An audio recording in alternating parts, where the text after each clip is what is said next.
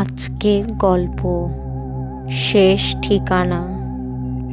সন্ধ্যা নামার সঙ্গে সঙ্গে হাসপাতালের করিডোর আরও বেশি নির্জন হয়ে আসে। দোতলার করিডোরে এক কোণে বসে আছে রুহি।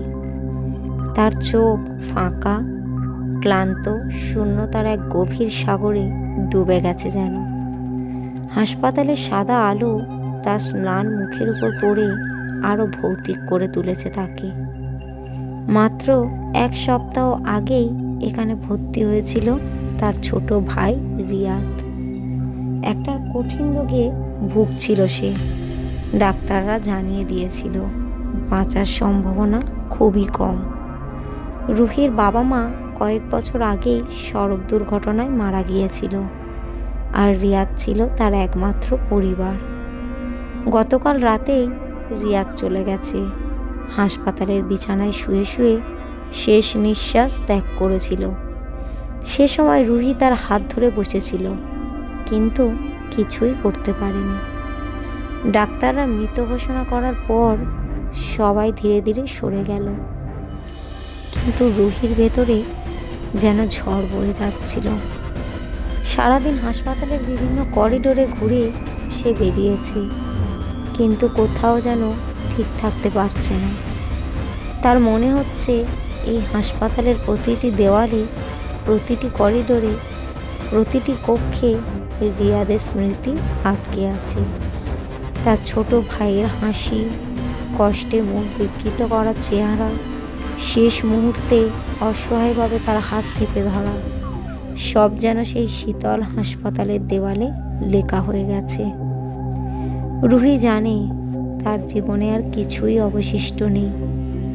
যে ভাইয়ের জন্য এতদিন বেঁচে ছিল সেই চলে গেছে। তার পৃথিবীটা শূন্য হয়ে গেছে। তার মনে পড়ে ছোটবেলায় রিয়াদ ভয় পেত অন্ধকারে। রুহি তাকে বুকের কাছে টেনে রাখত, আশ্বস্ত করত, বলতো ভয় পাস না, আমি তো আছি। আজ রুহি একা, আর কেউ নেই তাকে এই গভীর শূন্যতার ভয় থেকে বাঁচানোর জন্য। অবশেষে দোতলার করিডোরে একেবারে শেষ প্রান্তে এসে দাঁড়ায় সে। হাসপাতালের পুরনো জানলাটা আধখোলা, বাইরে গভীর রাতের আঁধার। নিচের হাসপাতালের বাগানে হালকা বাতাস বইছে, যেন তাকে ডাকছে। সে ধীরে ধীরে জানলার দিকে এগিয়ে যায়। নিচে তাকিয়ে দেখে গভীর অন্ধকারে ঢাকা বাগান। সেখানে হয়তো তার জন্য অপেক্ষা করছে চিরস্থায়ী মুক্তি। একটা নিঃশ্বাস নেয় রুহি।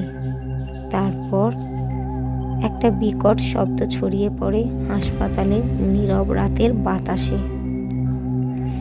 পরদিন সকালে হাসপাতালের করিডোরে গুঞ্জন ছড়িয়ে পড়ে। ডাক্তার, নার্স, রোগীদের আত্মীয় স্বজন সবাই ফিসফিসিয়ে কথা বলছে। হাসপাতালের একজন পুরনো কর্মচারী ধীরে ধীরে বলে উঠলেন, এটা প্রথমবার না। নাইট শিফটে থাকা নার্স চমকে তাকালেন। মানে? কর্মচারী বিষণ্ণ গলায় বললেন, এই করিডোরের সেই জানলা দিয়ে এর আগেও দুজন লাফ দিয়েছে। 1 দশক আগে এক মা তার মৃত সন্তানের শোকে আত্মহত্যা করেছিলেন, আর 5 বছর আগে এক বৃদ্ধ তার স্ত্রীর মৃত্যু মেনে নিতে না পেরে এখান থেকে ঝাঁপ দেন। নার্স অবাক হয়ে তাকিয়ে রইলেন জানলার দিকে। বাতাসে কি সত্যিই ভেসে বেড়াচ্ছে কোনো অদৃশ্য আর্তনাদ? হাসপাতালের বাতাস ভারী হয়ে আসে। জানলার পর্দা ধীরে ধীরে দুর্বল হয়ে ওঠে। করিডোরের এক কোণে দাঁড়িয়ে থাকা এক রোগী ফিসফিস করে বলে উঠল, রাতের বেলা ওখান থেকে কান্নার শব্দ শোনা যায়। এই শুনে নার্সের গা শিউরে ওঠে ভয়ে। গল্পটি কেমন লাগলো কমেন্ট করবেন এবং একটা লাইক করবেন। আরও নতুন নতুন এইরকমই ভূতের গল্প শুনতে চ্যানেলটিকে সাবস্ক্রাইব করবেন।